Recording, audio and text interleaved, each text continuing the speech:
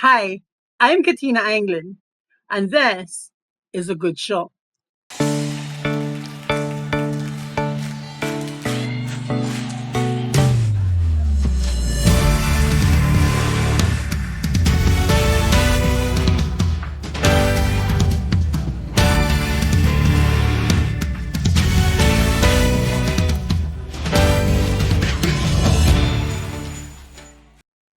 Thank you so much for being here with me on this episode of A Good Show. This episode is a very special edition because I'm going to actually read to you from a speech that I have written. I have taken the time to prepare this in light of my judgment that has been handed down, which the whole world knows by now that the Privy Council handed down in my mother, Kattina Anglin, and the governor of the Cayman Islands on the 30th of June. But before addressing the judgment, I wish to address a couple of factually incorrect public statements that evidence two things.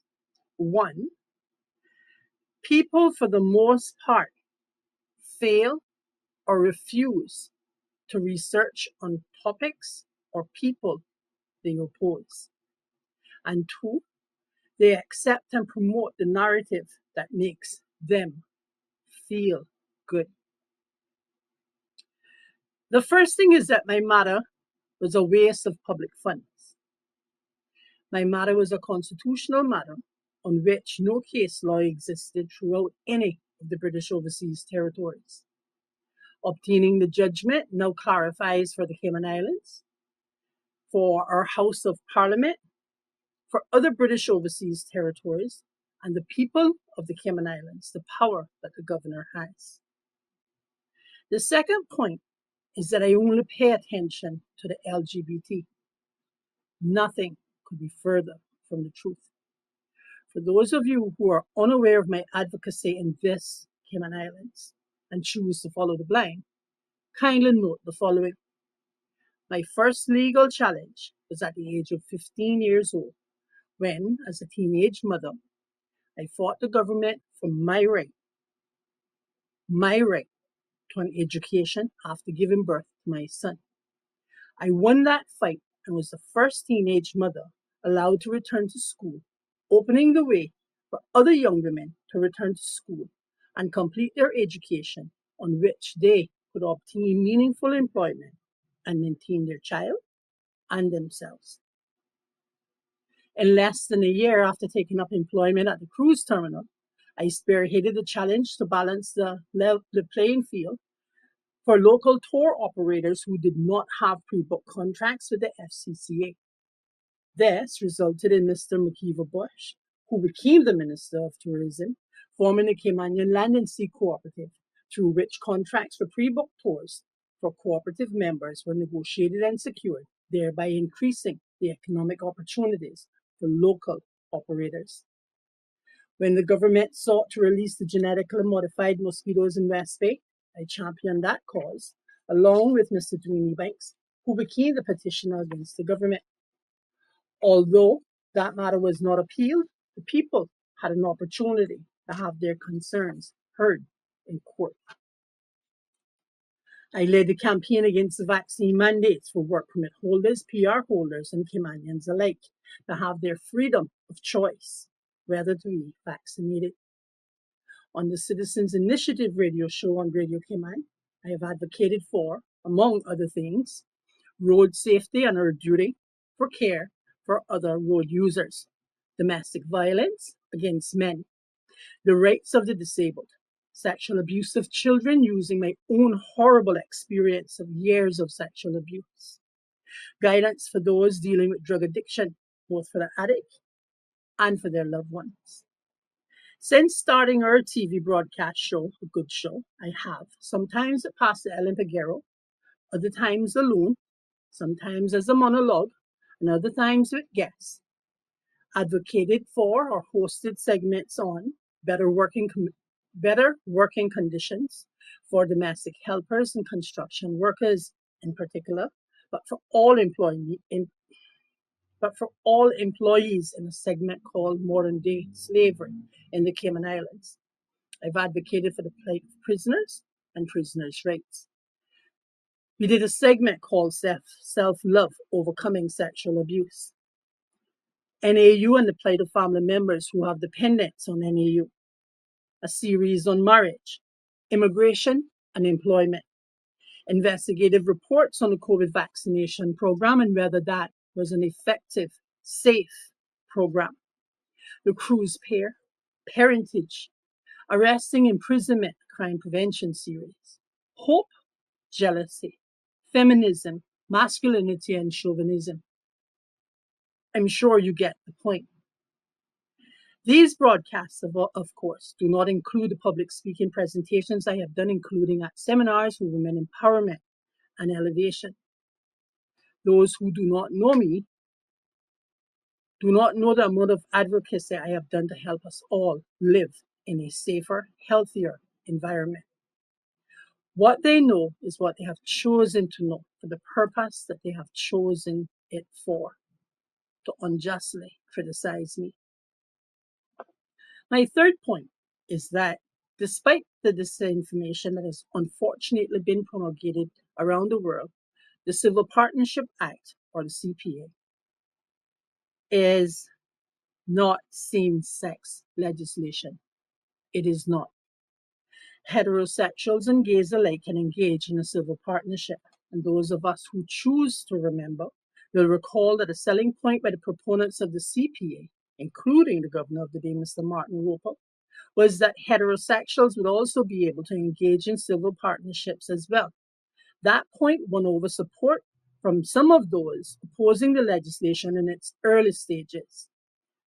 I'll repeat it again for clarity, that the CPA is legislation for both heterosexual and gay couples alike, and should not be referred to as same-sex legislation, which is offensive to the heterosexuals who are licensed under the CPA. In turning to the judgment, there are three main points to be taken from the judgment. My challenge was not, nor ever has been, about same-sex legislation. 2, the governor has the power to use Section 81 of our Constitution for the purpose of passing legislation as might be deemed an international obligation.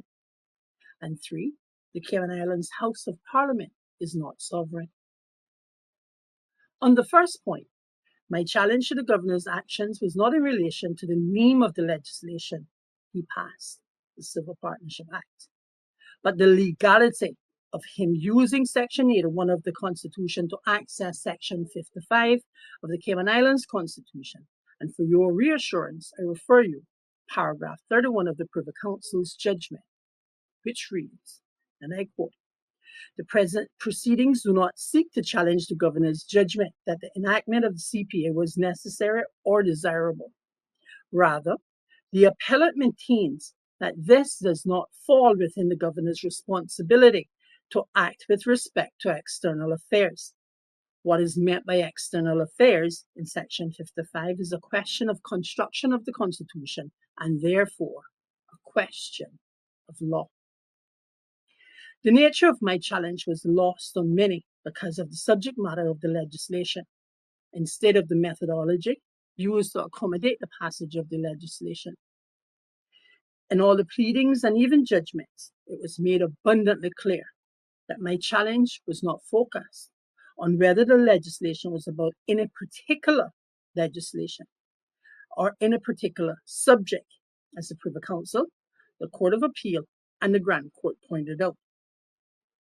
Yet, my antagonists chose to make this presentation in each of their publications. Not only was this disinformation, but it was also reckless and an affront to the very constitutional principles I fought to protect, taking the correct approach. Many of you will understand and appreciate that I was bound by the Convention of Subjudice and was limited on how much I could speak publicly on my matter. But that did not stop others from engaging publicly on the possibility that a political usurpation had actually occurred, or to hold debates on constitutionality. Not a single LGBT proponent chose to discuss the issue of potential illegality openly and honestly Instead, the matter was used to try to defame me and label me with names that I was not given at birth. Fortunately for me, I know my name. My case was never about same-sex legislation.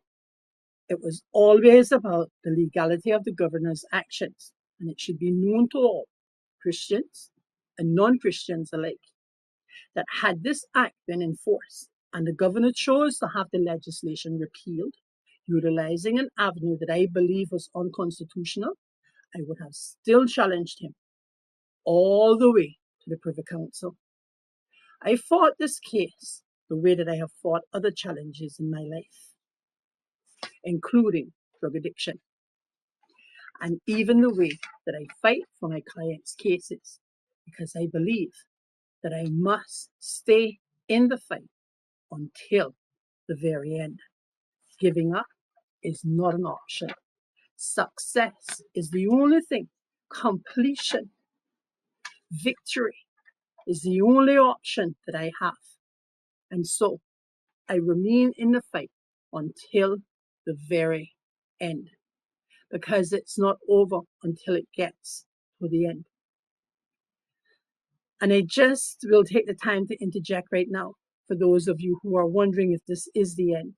It may or it may not be the end of my matter, because I am awaiting advice from my legal team on whether or not we should approach the ECHR. On points 2 and 3, I have already been approached by some members of our financial industry regarding the possibility of the governor imposing legislation under the premise of international obligations. International law is currently clear on the international obligations regarding terrorist funding and money laundering. And whilst it is acknowledged that there must be conference and conversation with the Premier, a governor who is constitutionally permitted to can pass legislation despite the will of the people and the views of their elected representatives. And once it is confirmed that Cabinet nor our elected legislator will pass the legislation because we, the electorate, and the elected do not believe it is in the best interest of the Cayman Islands, the governor, the Secretary of State's approval, can pass that legislation. The Council's recognition that the Cayman Islands lack parliamentary sovereignty is not just a Cayman Islands issue, but a regional issue for all British overseas territories whose constitutions allow the governor to make or amend laws except Bermuda, Montserrat, and St. Helena, whose constitutions do not allow the governor to make law. Considering that there are territories and constitutions that do not allow governors to make law, the territories should consider how we want to be ruled and by whom, and the constitutional reform that is necessary to achieve greater autonomy for the territories who have provisions that enable the governor to make legislation. Whilst there are undeniable benefits to being a British overseas territory, there's also the undeniable truth that London has fallen to radical Islamism, to woke ideology, and the Brits who fought from time immemorial for the supremacy of Britain are now second-class citizens who cannot speak up for their ancestral British heritage and culture. Britain is now a country rife with anti-Semitism and lawlessness, where entertainers shout from their stage for the death of an entire army, and by extension, an entire race. And they do so without reprise. It is a nation that in less than 7 days voted to kill its youngest and eldest human beings. It is a country where its own people are flocking here to the Cayman Islands because we are safer than cities and small towns in England and throughout the UK. It is a nation whose leaders are more interested in sexuality than national security. The Cayman Islands, along with other territories, must ask themselves, who do we want to be ruled by and how? Britain just recently won its own anti-colonialism fight when it fought and won to leave the EU. That fight was called Brexit. The reason they left the European Union was because laws were being made that England did not agree with and were not in England's best interests. The territories, having the experience that we now have in governance, must consider whether we want to be ruled by a nation that has lost control of its capital and who left the EU because of laws that were passed by other European nations, but believes it should be allowed to impose legislation on us. We are in an age when historical British colonialism is frowned upon, and if we accept that our forefathers' colonial reign should have ended, then it must be our conclusion that our societies have no place or tolerance for neo-colonialism. While I am not advocating for independence, I am advocating for the educational discussions and the consultations between the UK and the territories to be had, not just at a leadership level, but consultations with the people of each territory for their education and participation in the democratic process. It must be appreciated that this would be a process that would last for years, but would lead to greater autonomy incrementally and a constitutional arrangement within each territory in which governor has no legislative power. Each territory having a duly elected parliament, we, the British Overseas Territories, must ask ourselves, who do we want to be ruled by and how? This is Kattina Anglin, and thank you for joining me for this episode of A Good Show. You can watch A Good Show every Sunday and Wednesday at 7 p.m. on Cayman Life TV, Channel 33 on Logic. You may also find us on YouTube, and please visit our pages at the Christian Association on Facebook and YouTube, and now even on Instagram. Thank you, and God bless you.